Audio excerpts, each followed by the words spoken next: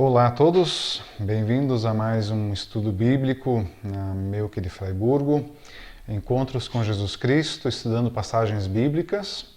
Alguns estavam esperando já por essa quinta-feira, como sempre é uma surpresa, aqueles personagens que eu vou trazendo. Então hoje nós temos o nosso sexto personagem, vão faltar dois ainda para completar essa nossa série de estudos Encontros com Jesus Cristo. E hoje nós vamos ter diante de nós um homem, uma história muito especial, que a gente encontra apenas no Evangelho de João. Uma história que fala sobre visão, sobre fé. A mim, particularmente, ela é uma história bastante querida, gosto muito dela. Deixei ela aí para ser hoje o episódio de hoje. Depois de passar por alguns personagens significativos. Também tem a ver com uma cura, tem a ver com algumas situações específicas dentro do contexto judaico da época de Jesus. E essa é uma história que dá para a gente tirar muita coisa, aprender muita coisa, um encontro bastante especial de Jesus Cristo. Como eu falei, para mim ela é especial, ela é a primeira história que eu lembro da minha infância, quando participava de algum encontro de crianças na igreja. É uma das primeiras histórias que eu lembro, que eu ouvi, da cura de um cego de nascença. Então eu quero fazer da seguinte maneira com você desta vez, nessa quinta-feira. Como é o Evangelho de João, capítulo 9, 1 a 41, tem um erro aí na tela, você está convidado, então, a ler esse texto antes de continuar, porque eu vou passar por imagens de forma breve e, em grande medida, resumindo o texto. Então, nem todos os versículos desse capítulo vão estar aqui na tela agora e eu não vou ler eles. Então, fica uma tarefa aí pessoal de estudo bíblico, ou deste estudo bíblico, onde você é convidado, então, a pegar a sua Bíblia e ler esse texto. Todo o capítulo 9 do Evangelho de João. Eu vou fazer, a partir dos slides, como de todas as outras vezes, a direção agora da história do encontro de Jesus com uma pessoa. E esta pessoa não temos o nome, mas é alguém bastante significativo dentro do Evangelho de João, pela sua essência, daquilo que nos transmite desse encontro que houve com Jesus Cristo. Então vamos lá para a nossa história. Enquanto Jesus caminhava por Jerusalém, ele viu um homem que havia nascido cego. Os seus discípulos perguntaram: Mestre, esse homem é cego porque ele errou ou foi que seus pais erraram? Sua cegueira não é por causa de pecado ou de seus pais, respondeu Jesus. Estou aqui para fazer o que Deus deseja, continuou Jesus. Eu sou a luz do mundo. Então Jesus cuspiu no chão, fez um pouco de lama com a saliva e colocou nos olhos do homem. Vá, disse Jesus a ele, lave-se no tanque de Siloé. O cego foi pelas ruas estreitas de Jerusalém até o tanque e entrou na água. O homem ainda tinha argila lamaçada que Jesus havia colocado nos seus olhos. Ele começou a lavar exatamente como Jesus lhe disse para fazer. E para o seu espanto, pela primeira vez na vida, ele podia ver. Ele correu para contar a todos a novidade. Seus vizinhos e amigos perguntaram: não é esse o homem que costumava sentar e implorar? Os duvidosos disseram: não, ele parece apenas com ele. Só que o homem parou, exclamou e explicou o que havia acontecido. Então, onde está a pessoa que te curou? Eles perguntaram. O homem não sabia. Eles levaram o homem a alguns fariseus que perguntaram o que havia acontecido. Ele colocou lama nos meus olhos, respondeu o homem. Eu lavei e agora eu posso ver. Quando os fariseus perceberam que o milagre havia acontecido no sábado, alguns pensaram que esse milagre não poderia ser de Deus, pois outros insistiram que Deus deve ter feito isso. Eles mandaram chamar os pais do homem. Este é é o seu filho, aquele que você diz que nasceu cego? Como é que agora ele pode ver? Ele é nosso filho, responderam os pais. Sabemos que nasceu cego, mas não sabemos como ele pode ver agora. Por que você não pergunta a ele? Os fariseus convocaram o homem novamente. Diga-nos a verdade, eles ordenaram. Nós sabemos que o homem que fez isso é um pecador. Não sei se ele é um pecador, respondeu ele, mas sei que eu era cego e agora eu posso ver. Eu já disse a vocês, disse o homem a eles, você quer se tornar seu discípulo também? Os fariseus lançaram insultos contra ele. O homem protestou, se o homem que fez isso não fosse de Deus, ele não poderia ter me curado. Como você ousa nos dar um sermão? Orgulhosos, os fariseus responderam, você estava cheio de pecado desde o nascimento. Então o expulsaram. Quando Jesus soube que o homem havia sido expulso, foi procurá-lo. Você acredita no Filho do Homem? Perguntou Jesus. Quem é ele, Senhor? O homem perguntou. Diga-me para que eu possa acreditar nele. Você pode vê-lo agora, respondeu Jesus. Na verdade, é ele quem está falando com você. Senhor, eu creio, disse o homem e o adorou. Fantástica essa história. É uma das minhas preferidas no Novo Testamento, de encontros de Jesus com alguém. Como eu mencionei todas as outras vezes, eu estou usando nessa série imagens da Free Bible Images, então por isso fica aqui também o registro para que seja legal o uso delas, apesar de serem livres, para que o site possa ser também dignificado pelo seu trabalho. Muito bem. O que nós vamos encontrar agora diante dessa história é bastante interessante. Eu quero marcar com vocês dois aspectos iniciais desse encontro, que eles são fundamentais. Como em todas as outras histórias que eu trouxe para nós nesse tempo de estudo bíblico aqui nessas últimas semanas, um dos primeiros aspectos que nós encontramos nesses encontros com Jesus é o fato de que Jesus vê. Ele não passa pela pessoa, por esses indivíduos, sem os notar na sua miséria, sem notá-los no fundo do seu âmago o que eles precisam. Então nós temos aqui uma história onde a gente já, logo no versículo 1, nós podemos olhar para a palavra, se você leu o texto na íntegra, além dessas imagens que eu passei com vocês de uma forma resumida com o texto, o versículo 1, caminhava Jesus e viu um homem cego de nascença. Aqui não é uma mera menção de ver como nós muitas vezes fazemos de algo. Estava caminhando na rua e vi alguém. Não, aqui Jesus viu o cego na sua totalidade, na sua integralidade, quem ele era, desde a sua nascença. Viver nessa situação é algo terrível. Como eu falei, a história, para mim, ela é bastante impactante. Por isso eu quero relatar brevemente algo que chama a atenção aqui, para quem conviveu com cegos. Eu, na minha infância e adolescência, eu convivi com um cego, colega de aula, colega de estudos, e muitas vezes eu ajudei esse colega de aula, levando ele para dentro da sala de aula, ao banheiro, ajudando em algum tipo de tarefa simples que às vezes é muito difícil de ser feita. Por exemplo, subir escadas, entrar dentro de um ônibus, pegar a comida. São tarefas às vezes muito simples, mas que trazem grande dificuldade. Esse colega que eu tinha no tempo de escola também era cego de nascença. E como eu conhecia a palavra e também conhecia essa história, obviamente, sempre me chamou muita atenção, algo que quando eu olhava para o meu colega, eu sentia quase que como uma necessidade de um dia vê-lo enxergando.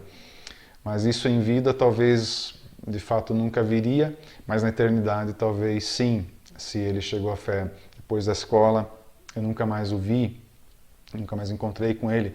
Mas quando você tem cegos na sua convivência, principalmente aqueles que nasceram cegos, que nunca viram a luz, que nunca viram as cores, que nunca viram o rosto dos seus pais, dos seus amigos, dos seus parentes, da sua cidade, Eu acho que aqui cabe um pequeno comentário nesse sentido. O que passa tudo no coração de uma pessoa e até mesmo de toda a circunstância familiar de alguém que nasceu cego. E nesse texto nós vamos perceber também o relato do próprio homem depois da cura, dizendo, olha, em todo tempo em que nós conhecemos a humanidade, e agora ele está pensando obviamente aqui também nos relatos bíblicos, nunca houve uma cura de um cego de nascença. É um dos milagres muito significativos e importantes do Novo Testamento, onde a gente vê Jesus agindo nesse encontro que foi por acaso, mas foi um encontro proporcionado por Jesus, porque ele viu e se importou por esse homem profundamente marcado pela história, que não poderia ser resolvida jamais, sem que fosse a interferência de Jesus. Então, realmente, esse ver de Jesus aqui, nós, quando olhamos para esse texto, nós temos que perceber que por detrás existe algo a mais. Só que esse olhar, como em todos os outros personagens que nós estudamos, que teve algum encontro com Jesus Cristo, o fato de Jesus ver, ele não está meramente no fato de enxergar com os olhos, mas vai além, vai para dentro da alma dessa pessoa, vai para dentro da história e do contexto em que ela vive. E isso se aplica para nós hoje. Nós sabemos pela palavra que nós temos Jesus Cristo vivo e ele continua nos vendo, nos enxergando, não apenas quem nós somos, mas nos vendo. Corpo, alma e mente, quem nós somos de fato lá dentro. Nada passa despercebido de Jesus e por isso tão significativo nós olharmos para um encontro desse, por uma narrativa dessa, de Jesus no seu ministério. E lá em Jerusalém, isso aqui já é bem no final do ministério de Jesus, por isso também está tendo bastante conflito com Jesus. Esse homem nem sequer sabia quem era Jesus, mas Jesus enxerga ele. Diferente de outros personagens que a gente poderia pegar, de curas que foram feitas, este não clamou por Jesus, mas Jesus o enxergou. Talvez ele não tinha nem condições de saber que Jesus estava chegando lá. Ele não clamou, ele não exclamou como outros fizeram, pedindo socorro de Jesus, mas ele foi atendido por Jesus na sua necessidade, porque Jesus viu. E aí, no texto, nós percebemos que acontece um dilema aqui, onde há necessidade de manifestar o poder de Deus. Existe na cultura, isso a gente percebe no versículo 2, quando os discípulos perguntam, mestre, quem causou a cegueira neste homem? Foi ele mesmo com seus pecados ou foram seus pais com seus pecados? Existe uma crendice, eu vou chamar de crendice, embora que poderíamos dar muitos nomes para isso. Isso também já é muito comum no Oriente dessa época e também ainda hoje, eu acredito que inclusive no Brasil, onde as pessoas atribuem alguns tipos de doenças, alguns tipos de males, a pecados, a erros cometidos pela própria pessoa ou pelos seus antepassados, ou pais, ou parentes. E nós temos, biblicamente falando, a palavra de Deus rejeita isso de forma muito grande. Por quê? Se você pegar, por exemplo, Jó, outros textos de Isaías, até em alguns contextos lá do início da formação do povo de Israel, nós vamos perceber que algumas coisas se manifestam no ser humano, mas não são causa de pecado. Só que há essa crendice por trás das pessoas, da sua religiosidade. E é uma época essa em que Jesus experimenta essa história com este homem, onde as pessoas acreditam muito isso, e os discípulos estão com essa curiosidade. E aí já vem uma pergunta que não tem muito para onde fugir. Foi ele ou os pais? Ou seja, por detrás tem uma afirmação cultural da época que está dizendo, olha, a causa, a razão, a circunstância desse problema físico, da falta de visão desse homem, é pecado. E Jesus joga fora as duas hipóteses levantadas pelos discípulos e diz, nenhuma das duas. É para que se manifeste o poder de Deus. Isso aqui é enigmático, é de fato uma pergunta que leva-nos a ver a necessidade de Deus sempre interferir no mundo. As coisas que acontecem, as doenças, as crises, as deficiências, vamos colocar assim, do ser humano e do mundo, elas não são causadas meramente por pecado. O ser humano está disposto, né, colocado neste mundo e sobre ele pode vir sofrimentos. E nós temos que aprender que não é meramente por causa de pecado. Pecado traz sofrimento, e principalmente sofrimento da alma. Né? Pecados que são citados principalmente no contexto do Novo Testamento, se a gente pegar todos os evangelhos e também as cartas, em especial de Paulo, e quando Paulo cita, dá nomes aos pecados, imoralidade, hipocrisia, mentira, avareza, e assim a gente pode relatar muitos que fazem parte do contexto, obviamente, da sociedade ainda hoje. Nós vamos perceber que todos eles causam uma alma doente. A imoralidade causa uma alma doente, a avareza, a desonestidade nesse sentido, né? A língua solta, a ira. Todos os pecados dos seres humanos causam consequências sociais, emocionais, pessoais e físicas também, porque a gente adoece com isso. Mas aqui nós temos uma situação específica de um problema físico, de uma má formação do globo ocular ou de outra parte a mais, outro órgão a mais necessário para a visão, e que esse homem não tinha desde a sua infância. E na mentalidade judaica daquela época é por causa do pecado. E aí chama a atenção que Jesus diz, não, é para que se manifeste o poder de Deus.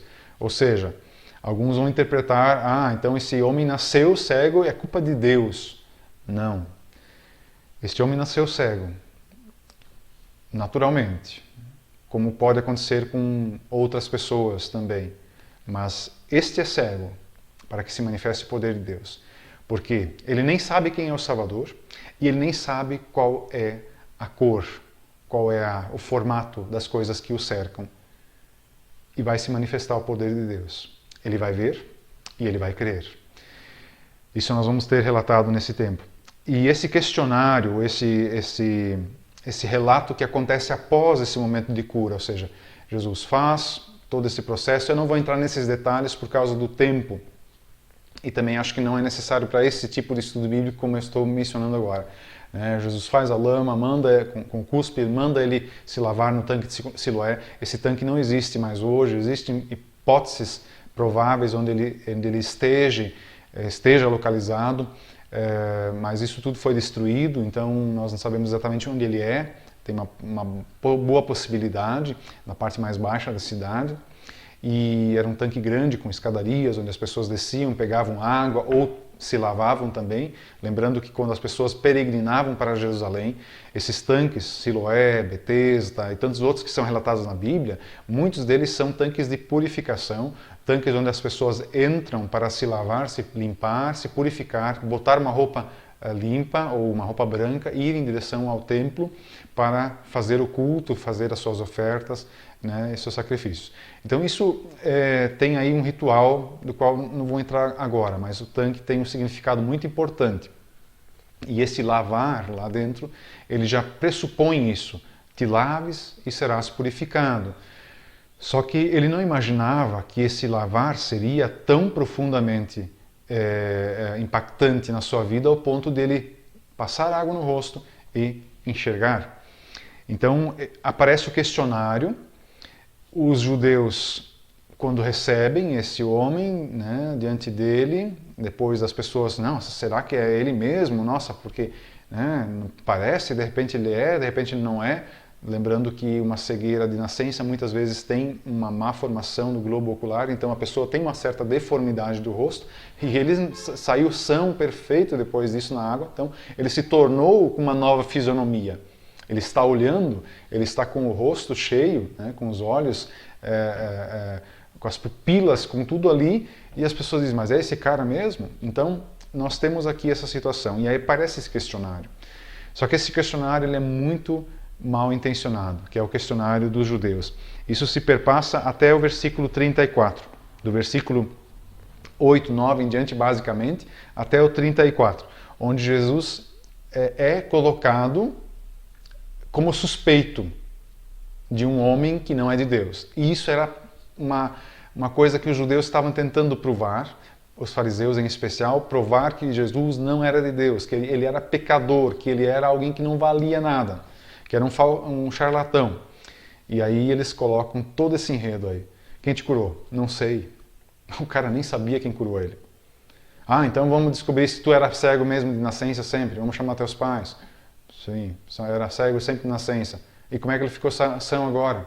Pergunta para ele, nós nem sabemos. Ou seja, todo mundo foi pego de surpresa, mas a gana dos fariseus em pegar Jesus em alguma maneira, em fazer com que tivesse algum tipo de acusação contra Jesus, dizendo, tu errou.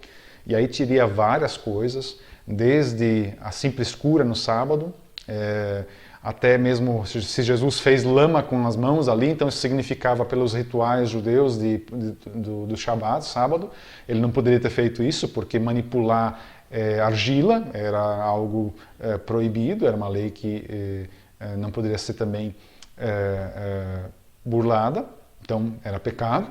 Então tinha vários argumentos para dizer Jesus não é um homem que presta. E além do mais, se ele curou no sábado, então ele é pecador. Porque um homem não pecador não pode curar no sábado. Significa que tinha o contexto aí das tradições judaicas, daquelas centenas de leis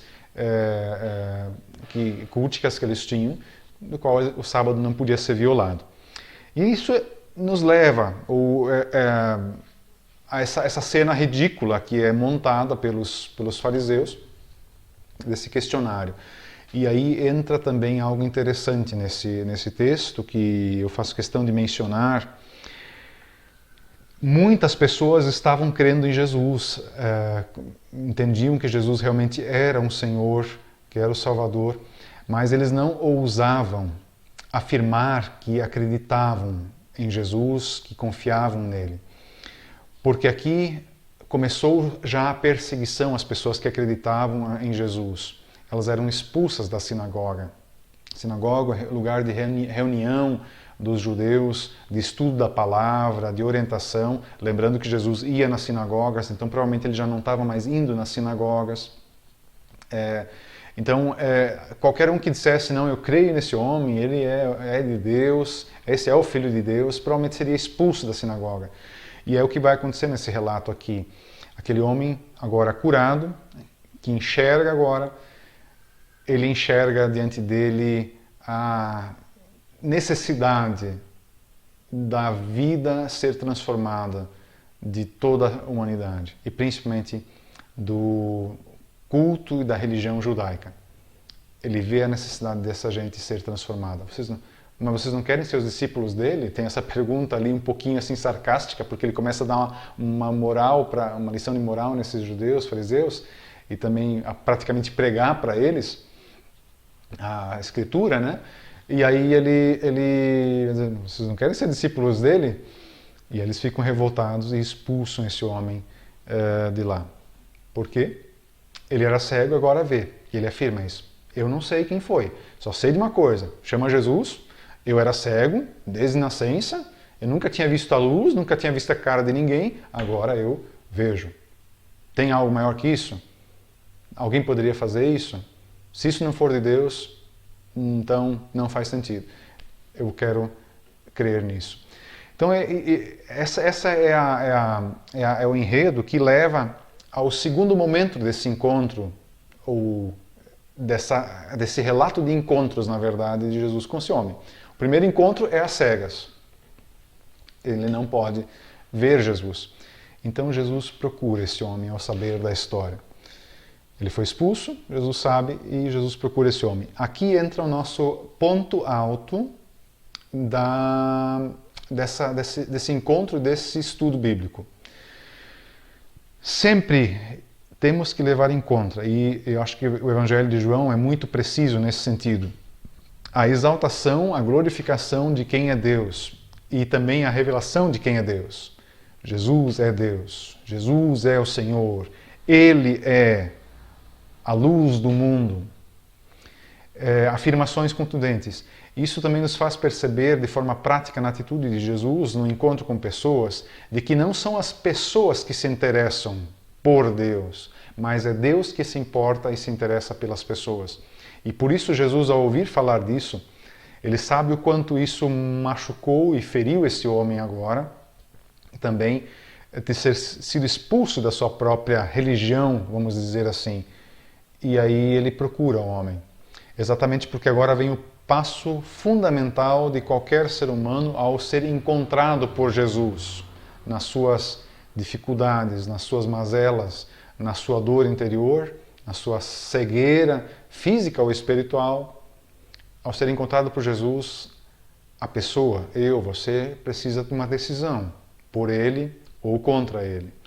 E Jesus vai à, vamos dizer assim, pessoa que ele curou, ele vai em direção exatamente agora para fazer a pergunta mais importante e mais fundamental do Evangelho, e sem essa pergunta nenhum encontro com Jesus é significativo, é importante e é válido.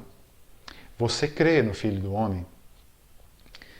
Que é o que a palavra faz conosco, Deus faz isso conosco, o Espírito Santo nos leva a ouvir essa pergunta. Você crê? Você acredita? E aí nós somos colocados, de certa maneira, pessoalmente, sempre, ou totalmente, contra, não a parede, mas contra essa pergunta, e nós somos questionados dentro do nosso interior, creio ou não creio? Onde está este homem para que eu veja e eu possa crer? Essa pergunta do homem curado, ela é bastante significativa dentro do contexto dos evangelhos. É possível crer sem ver Jesus? É, mas é preciso saber quem ele é. Por isso o conhecimento da palavra, o entendimento claro de quem é Jesus é importante. Nos nossos dias em especial, porque nós não vamos ver Jesus, as pessoas não vão ver Jesus, mas elas precisam ser confrontadas com a pergunta: você crê no Filho do Homem? E serem agora esclarecidas. Aqui está ele, você está olhando para ele. A palavra, o relato do Evangelho é fundamental. Sem isso, não pode haver fé, não pode haver o crer em Cristo Jesus.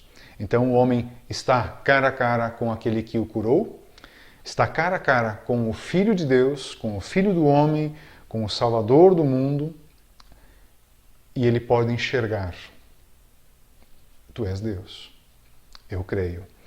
E aí vem a confissão, o que aconteceu de fato nessa história, nesse encontro. O homem, ele crê em Jesus e ele adora Jesus. São etapas bem definidas na história desse homem que nos servem muito pessoalmente para nós, mas nos devem servir como impulso para a vida neste mundo como cristãos. Jesus se aproxima do ser humano, ele se aproxima de mim. Eu passo a vê-lo, eu passo a enxergá-lo. Eu sou desafiado com a pergunta: você crê? E aí eu tenho que dar a resposta: eu creio. Após a resposta vem a vida, agora em adoração a Jesus. Esse homem imediatamente toma uma postura que é muito radical para um judeu, porque um judeu não adora imagens, ídolos, pessoas, imperadores. Ele não se prostra diante de qualquer coisa para adorar, ou de alguma pessoa para adorar. E de repente nós temos diante de Jesus alguém que é mencionado dizendo: ele adorou Jesus. O que aconteceu aqui? Aqui aconteceu o amor a Deus. Ele adorou a Deus. Ele entendeu: não há outro que eu possa adorar a não ser Deus. E adorar aqui nós sabemos que não é só um momento, mas isso é com a vida. A Bíblia não relata, eu digo sempre, é uma pena que a Bíblia não tem os relatos da vida dessas pessoas após esses encontros com Jesus, porque eu acho que seriam muito significativos para nós como testemunho, mas a gente tem que agora imaginar o que foi da vida desse homem depois da cura. Foi apenas viver uma nova vida agora? Opa, agora dá para aproveitar a vida, todos os prazeres? Eu acredito que não. Eu acredito que agora começou uma vida intensa de adoração a Deus, de culto a Deus com a sua própria vida. Tudo que esse homem começou a fazer foi para Deus. Talvez esse foi um grande influenciador de vidas em Jerusalém. Eu também não sei quanto tempo ele viveu depois disso, mas a vida de todo aquele que crê e adora Jesus Cristo, ela é uma vida com sentido e é uma vida com esperança. E aí nós temos que nos deparar com aquilo que Jesus vai fazer nos últimos versículos, a partir do 39 até o 41. O confronto aos fariseus, onde eles se defrontam com a pergunta: tu nos chamaste de cego? De cegos? E Jesus diz: sim, vocês são cegos. Vocês não creem, vocês continuam sendo cegos e continuam sendo culpados pelas culpas de vocês. Você não crê, você continua sendo culpado pelas suas culpas, pelos seus pecados. Você não permite que você tenha a luz da vida entrando na tua alma, experimentando aquilo que Deus te dá. Eu desejo, a partir desse estudo bíblico de hoje, que as tuas convicções pessoais a partir de quem é Jesus, do que Ele fez, do que Ele fará com a tua vida, possam ser nesse sentido de crer e de adorar a Jesus. E de ir adiante com essa palavra para a vida das outras pessoas que você conhece também, porque Jesus ele merece ser adorado por nós, porque Ele nos libertou de toda a cegueira espiritual que nós pudéssemos ter. Porque no fundo, esta palavra que nos foi confrontada aqui com esse encontro, ela tem esse viés. Para que se manifeste o poder de Deus de fato, nós precisamos estar abertos a receber dele a libertação de quem nós somos, do nosso egoísmo, das nossas prepotências, da nossa sabedoria, e simplesmente permitirmos que Jesus, com as suas mãos, coloque sobre nós a sua história, nos limpando, nos redimindo, nos perdoando, nos dando uma nova visão, nos fazendo ter fé, a fé que crê, que entrega a sua vida, seu coração a Jesus diariamente, por toda a vida, e dizendo: Senhor, guia-me, porque Tu és a luz do mundo. Eu espero que tenha te feito bem, refletir um pouquinho sobre esse texto. Eu quero te convidar também para ainda completar talvez esse texto, fazer como das outras vezes, desafiar você a um estudo bíblico pessoal essa semana, para os próximos dias, do Salmo 103, lendo ele com muita atenção, parando para refletir, meditando e compreendendo o que é dito, parando para agradecer, vendo o que Deus fez por você, parando para confessar alguma coisa diante de Deus, pedindo e fazendo e agindo em oração diante daquilo que Deus te mostrar também por meio deste texto. Uma sugestão, obviamente você pode estar bem livre se quiser ou não fazer isso. Fiquem todos com Deus, até a quinta-feira que vem, para o próximo personagem, próximo encontro com Jesus Cristo estudando passagens bíblicas. Fiquem com Deus, até lá.